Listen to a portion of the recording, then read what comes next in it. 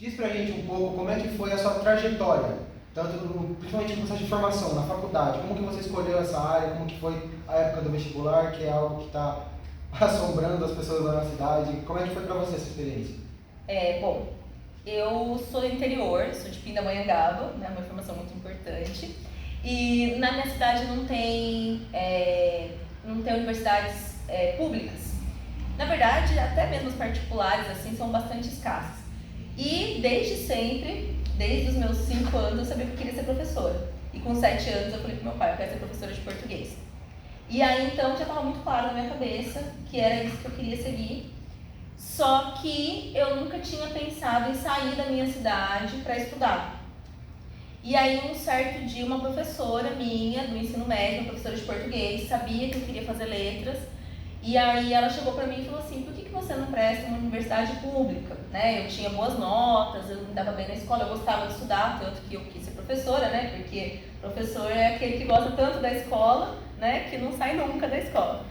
E aí eu nunca tinha pensado nisso, eu falei, vou tentar, né? E aí eu prestei para as universidades públicas, prestei para a USP, prestei para a Unicamp e o Enem também, que é uma porta de entrada para as outras universidades, né? Para as outras universidades públicas.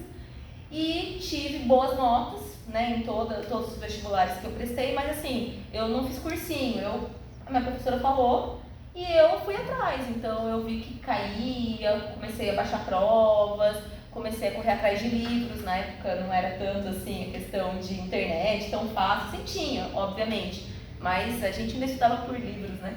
E aí eu peguei vários livros, comecei a estudar, então eu fiquei aí um ano, no terceiro ano do médio, estudando sozinha, pegando as coisas, fazendo resumo, levava para os meus professores, perguntava, era isso, fazia textos, mostrava para minha professora, e aí consegui. Entrei na Unicamp, me mudei para Campinas, né?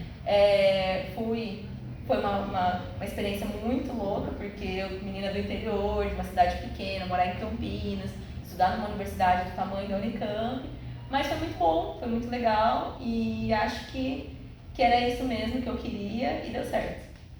Pensando agora numa questão de estudos, assim, desde sempre, você teve muito contato com leitura, chegou a ter desde a sua infância esse hábito, e como você avalia para nós, adolescentes, estudantes, como você avalia esse hábito, se ele é primordial, se ele é necessário de fato, como você avalia? Bom, como eu falei, eu sempre quis ser professora, mas de onde veio isso? Eu acho que foi um pouco do meu pai é professor, já é aposentado, mas meu pai é professor de matemática.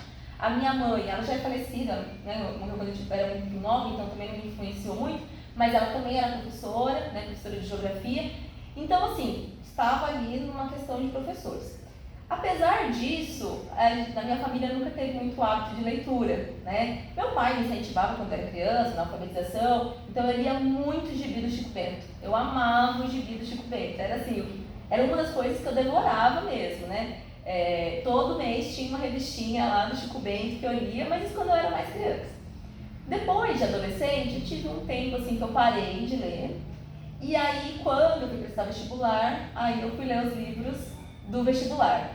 E assim, foi algo muito bom na minha vida, porque eu tive um contato com os clássicos, né? Então, por exemplo, Machado de Assis.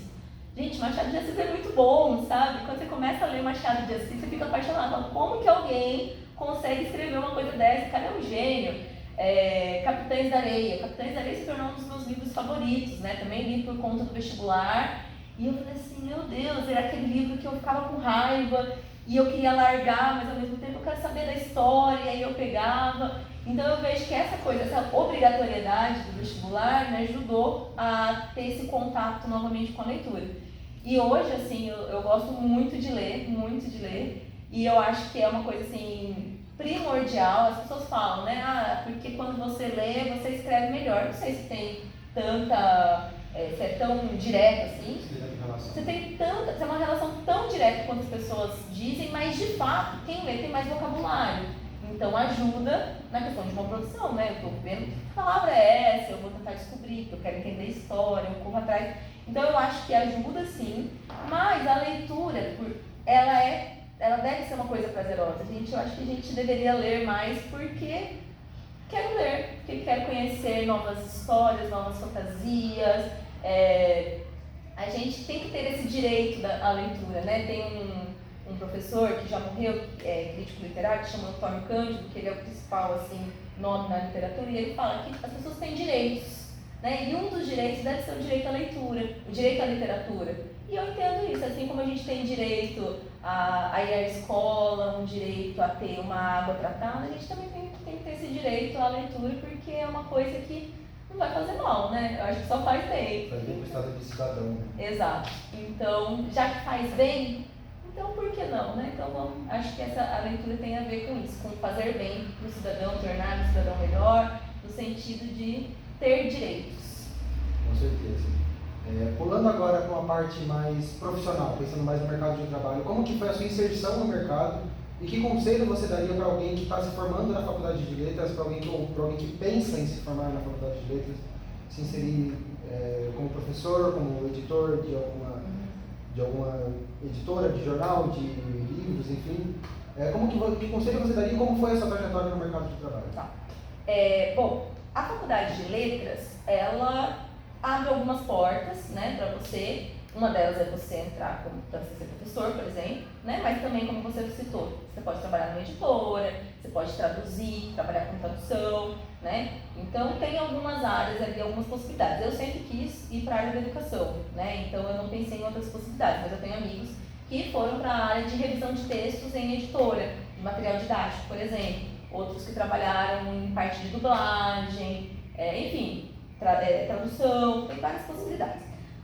Pensando na minha questão de educação, eu comecei como estagiária, eu ainda era estudante, e eu comecei a fazer estágio numa escola para trabalhar na área de informática, que era para ajudar as crianças, os pequenininhos, assim, na aula de informática. Na época tinha, assim, aula de informática, né? Não era vamos usar as tecnologias em uma aula de português, matemática, não, tinha aula de informática. Então eu ligava os computadores para os pequenos, quando eles não sabiam onde tinha que clicar, eu ia lá e ajudava, depois eu organizava, então eu já estava dentro da escola.